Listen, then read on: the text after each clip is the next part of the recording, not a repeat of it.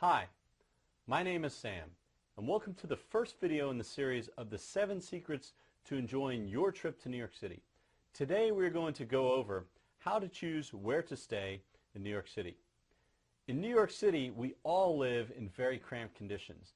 It is one of the most densely populated cities in the world.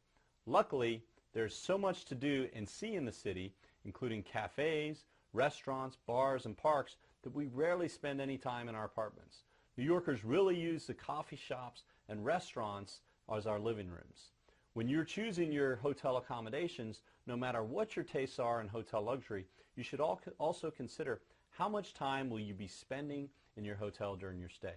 The other thing you want to consider is what amenities you want for the time that you will spend in your hotel. New York City has the best hotels in the world, and if you are very busy during your trip, a top 5-star staff with their concierge team will make your stay in New York City one of the highlights of your trip. From champagne in the rooms and 24-hour room service to concierges taking care of every detail of your itinerary to save you time, and doormen and bellhops who jump to open doors and take your luggage.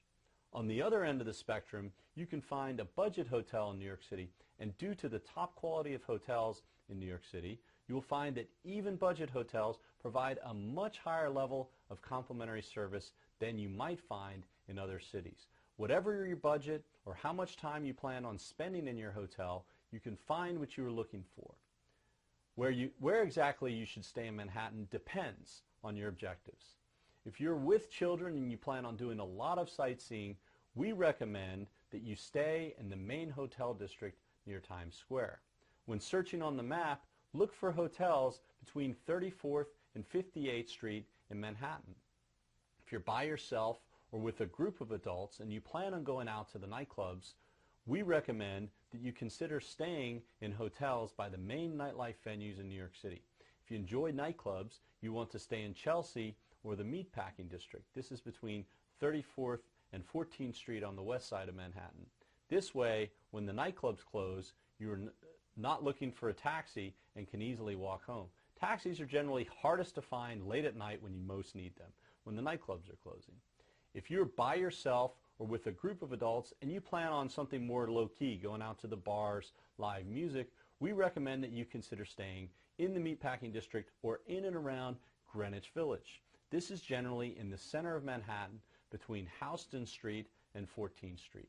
Again, this is when the bars close. You should have a short walk or a cab ride to your hotel instead of a long journey.